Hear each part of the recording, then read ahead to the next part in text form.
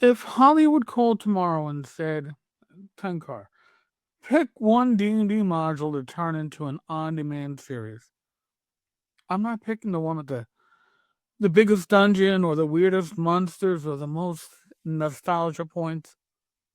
I'm picking one that already behaves like a season of TV or multiple seasons. For me, that's T1 to 4, Temple of Elemental Evil, because it's self contained. It has world shaking stakes if the party fails. It has factions you can actually play, and it has a town for the outside the dungeon episodes. And it's got multiple layers inside the temple for the we went too far episodes. So, in my opinion, here's where people screw this question up. Because we're going to hear it. All right? They're coming out with a D&D series. But if you're going to base it on D&D IP that's out there, a lot of folks look at it and they go, well, I'm going to pick a module that's basically a greatest hits dungeon tour. Cool rooms, cool fights, but it has nothing to hang a season on. No breathing space. No social pressure. No shifting alliances. No sense that the world keeps moving when the party goes to sleep. Or they pick something that is too sprawling. It's got 10 different threads, 3 continents, a pile of lore. It turns the whole idea of a on-demand series into homework. Great campaign material, quite likely. Rough TV material unless you chop it into pieces. A good series needs a strong home base, escalating pressure, and a reason for characters to argue, compromise, and essentially make bad calls. And that's where, in my humble opinion, Temple of Elemental Evil just sits there, waiting to be filmed. If you want an easy way to judge any module for a screen adaptation, there's 5 questions. Simple yes or no. And the more yes answers you get, the more likely it would work as a series. Is it self-contained enough to pitch in one breath? Good question, right? If you can explain the situation, the threat, and the goal without a lecture, well, without a deep dive into the lore, you're probably doing pretty good. Is there a home base with people problems? Right? A town, a keep, a village. Somewhere the characters can rest and still get pulled into trouble. You want a place for alliances, rumors, betrayal, downtime, consequences? Factions. Are there stakes that are real if the party fails?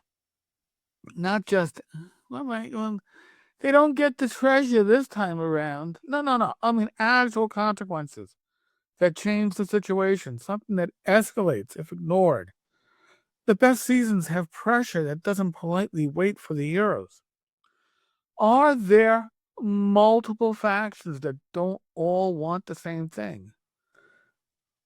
Think about it, right? If every enemy is just the bad guys, you get a flat story. Factions create choices. Choices create drama. Drama creates great episodes. Does the main adventuring location support escalation by layers? And what do I mean by that?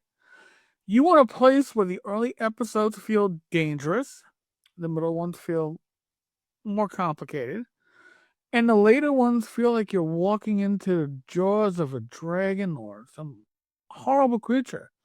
Different levels, different zones, different intensity.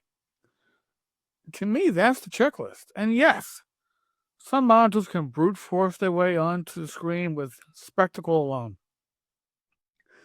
But if you want a series that feels like D&D, the decisions, the paranoia, the bargains, to me, this is the test.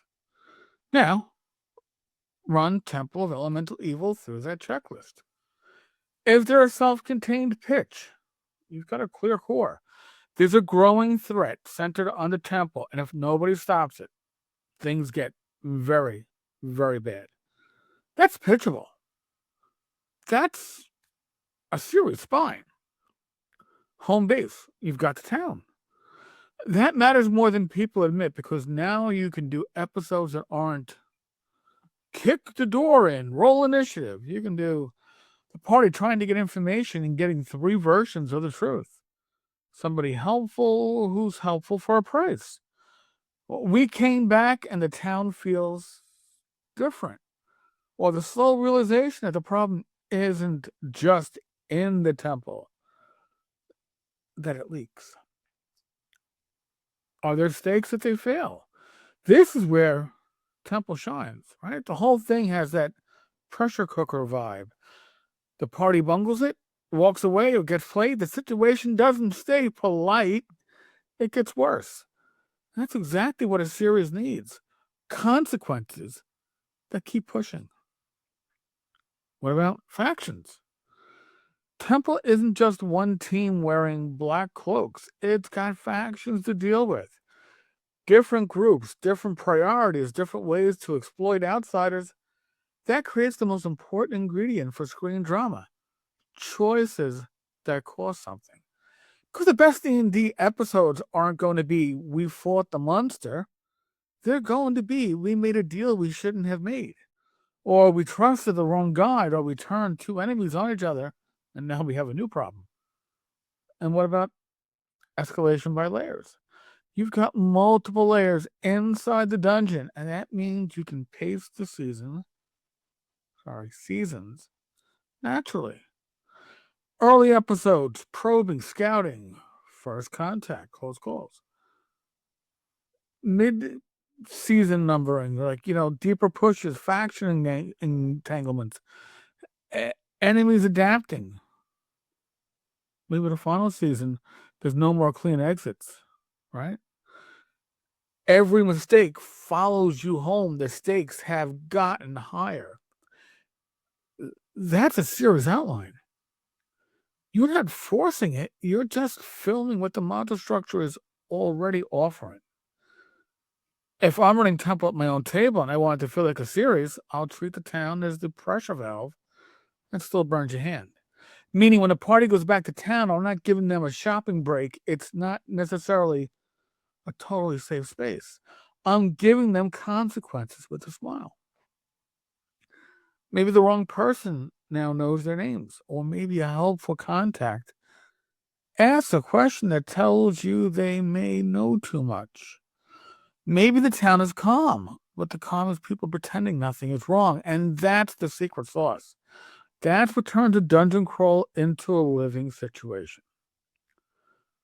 But temple is too big. It'll drag. Only if you film it like a room-by-room tour. A series doesn't need every corridor. It needs the decisions and the pressure points. Focus on faction, friction, key confrontations, and the moments where the party realizes the threat is bigger than they thought. But won't too many factions confuse viewers? Well, you can always trim them. You can always combine them. But if you treat factions like characters, not lore, your viewers may get more involved. Give each faction a clear want. Viewers will track the wants. They're not going to track lore that doesn't matter to them. So if the question is, which D&D module makes the best on-demand series? My answer is Temple of Elemental Evil, because it's already built like it's made for TV. It's a self-contained situation, has a town for the human drama, world-shaking stakes if the party fails, factions that create choices, multiple levels that let the danger escalate like a proper season. Now, I want to hear your choices. Which module would you put on screen and why? Now, this is a collab with Joe the Lawyer and Joe Block, so make sure you catch their picks too. I doubt we picked the same ones. And if you like this sort of OSR-minded breakdown, please subscribe. Thank you, and God bless.